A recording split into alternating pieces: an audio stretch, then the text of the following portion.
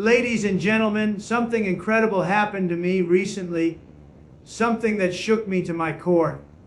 I had a vision, and it wasn't a dream, it wasn't imagination, it was a warning, a promise, and a revelation. I saw something that made me stop everything I was doing. It was powerful, unbelievable, and so real you could feel it. I saw the sky open up. I saw a light so strong, so magnificent, it could only be divine. And I heard words that burned through the air, telling me, the time is near, prepare the people.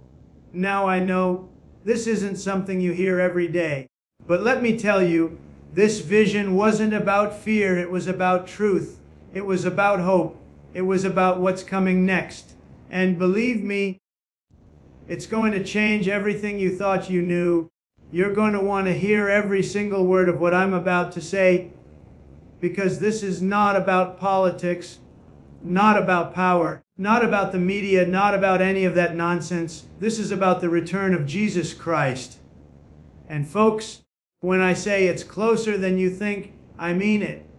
Stay with me, because before this speech ends, you're going to understand exactly why I was shown this vision, what it means for you, for America, and for the entire world. This is not just a message, it's a mission. And when you hear it, you'll never forget it. It was late at night, and I was sitting alone, just thinking about everything happening in this country, the chaos, the division, the noise. And suddenly everything went quiet. Not the kind of quiet you get when people stop talking. This was different. It was like time froze, and for the first time in a long time, I felt something powerful, something pure. Then the light came. It wasn't just light, it was alive. It moved, it breathed, it filled everything. It was brighter than the sun, but it didn't hurt my eyes. It felt like peace and power all at once. And I heard a voice, strong, clear, commanding. It said, the time is near. I knew exactly what that meant. I didn't ask questions. You don't question a voice like that, you listen. And I listened like never before. I saw things, nations rising and falling, people crying out for help, leaders turning away from the truth, pretending everything was fine when it wasn't. I saw families broken, children lost, hearts growing cold. It was like watching the world drift further and further away from the light, and no one seemed to notice. But then, through the darkness, I saw him, not as an image, not as a statue, but as a presence mighty and unstoppable. He wasn't coming in silence, he was coming in glory. And when that moment came, the earth shook. Every voice, every soul, every doubt vanished in his presence. And I realized this vision wasn't just for me, it was for us. It was a message that the world has forgotten something sacred, something real. That we've been distracted by greed, by pride, by endless fighting. The light showed me that people are searching, desperate for truth, desperate for hope, and they don't even know it. And when that return comes, there won't be any more pretending. There will be truth, there will be justice, there will be a reckoning. The voice said, tell them, prepare them. The time of awakening has begun. And I knew right then that this was not a dream, not a thought, but a calling. Look around and you can feel it. The tension, the confusion, the noise. People say the world has never been more connected, but it's never felt more divided. Families barely talk anymore. Neighbors don't trust each other, and every headline seems designed to make you angry, afraid, or hopeless. The truth is, we're living in a time where right and wrong have been turned upside down. People celebrate the things they should be ashamed of and mock the things that once held us together. Faith, honesty, respect, words that used to mean something now sound like old stories from another time. You can see it in the faces of young people scrolling through endless screens, searching for meaning in likes and followers, but finding nothing real. You can see it in the way people chase success, fame, and money, thinking those things will fill the emptiness inside. The vision showed me that humanity has built towers of pride higher than ever before, but the foundations are cracking. The world is louder than it's ever been, yet no one's listening. Everyone wants to be right, no one wants to be true. I saw leaders standing on stages, promising light but spreading darkness, using beautiful words to hide corruption, turning the people against one another for power. I saw nations pretending to be strong while their hearts were empty. I saw a generation that has been taught to doubt everything, their country, their faith, even themselves. And in all of it, there was one thing missing: truth. Not opinions, not politics, not arguments. Our truth. The kind that comes from something higher than any man or system. The world has drifted so far from that truth that it doesn't even recognize it anymore. People are chasing pleasure instead of purpose, control instead of compassion. And because of that, darkness is spreading, not just in governments or media, but in the hearts of people everywhere.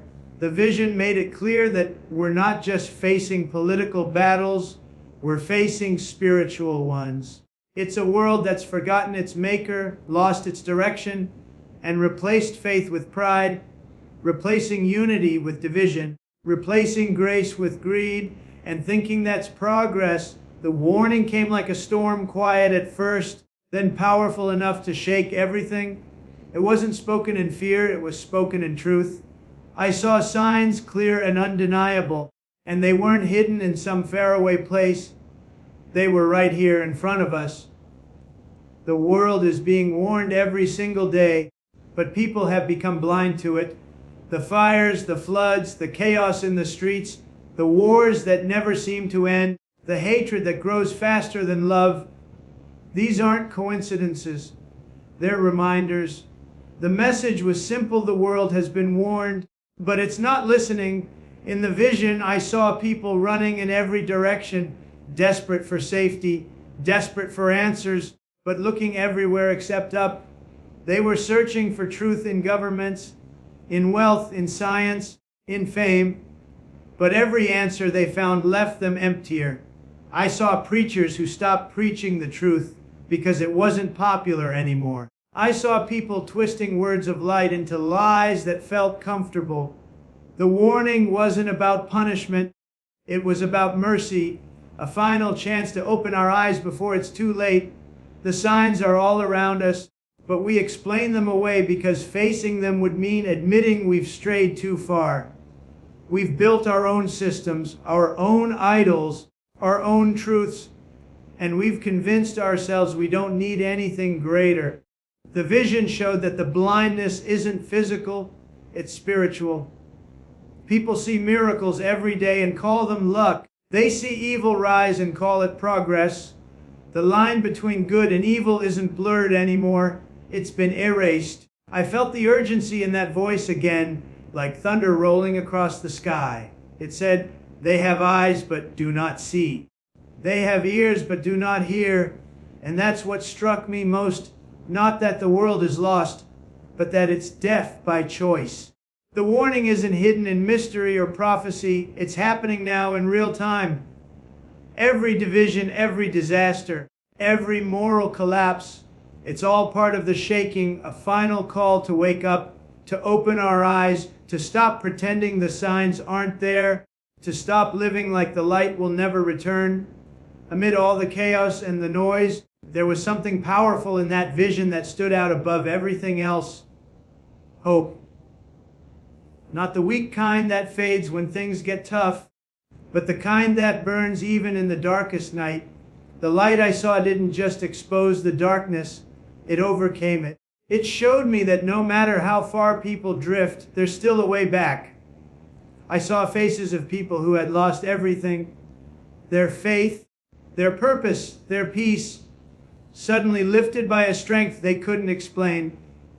It wasn't politics, it wasn't money, it wasn't influence. It was the presence of something holy, something eternal. The vision showed that the return of Jesus wouldn't just bring judgment, it would bring renewal. The earth, broken and scarred, would breathe again. The people who had been forgotten, the humble, The pure in heart would be lifted up. The arrogance of the powerful would fall, and truth would stand taller than every empire. I saw light spreading across nations, healing what hate had destroyed, restoring what greed had taken, and binding together what division had torn apart. Hope wasn't gone. It was hidden beneath layers of noise, lies, and distraction. The message was clear. The power to change isn't lost, it's waiting. There's a spiritual fire rising, a wave of awakening that no government, no institution, no agenda can stop. I saw people once cold in faith fall to their knees, not out of fear, but out of awe. I saw families reunited, children leading parents back to prayer, communities rebuilding not with money, but with mercy. And in the center of all of it was light, pure, living light that needed no source because it was the source. It poured over mountains, cities, deserts, oceans, touching every corner of the world, and everywhere it touched, the darkness faded. It showed me that every wound, every tear, every failure could still be redeemed, that even in the final moments before the storm breaks, there's a calm filled with promise. The hope wasn't in man, it wasn't in systems or leaders, it was in something higher, something unshakable, something that never fails no matter how deep the darkness becomes. The voice that spoke in the vision didn't just show me what was coming, it gave me a mission. It wasn't meant to be kept quiet, it was meant to be shared. The message was clear: prepare the people, because what's ahead will test everyone. The call wasn't about fear, it was about strength, about standing firm when everything around you starts to crumble. I saw people who looked small in the world's eyes become unshakable because they held on to faith when no one else did. I saw crowds rising up, not in anger, but in unity, lifting their voices for truth, for family, for what's right. It wasn't about power, it was about courage, the kind that comes when you know you're fighting for something eternal. The call was for everyone, not just the preachers or the believers, but every man, every woman, every young person who still feels that spark inside that whispers there's more to life than what the world offers. The vision showed that the time of comfort is ending and the time of conviction is here. People can't stay silent anymore. They can't keep waiting for someone else to fix things. The light doesn't ask for permission to shine, it simply shines. That's what we're being asked to do, to be light in a world that's forgotten what it looks like. I felt a fire inside, not of anger, but a purpose, the kind that pushes you to stand up, to speak, to move, even when it's hard. The voice said, be bold, be ready, be true. And it echoed like thunder across the earth. The call to action isn't complicated. It's about turning hearts back to faith, about families leading with love again, about people remembering that truth is worth defending. I saw hands reaching out across walls, across nations, across differences, finding strength together. The message wasn't for one group or one nation. It was for humanity. The time has come to wake up, to prepare, to live like the promise is real, because it is. The light is rising again, and those who carry it must not hide it, must not doubt it, must not lose it.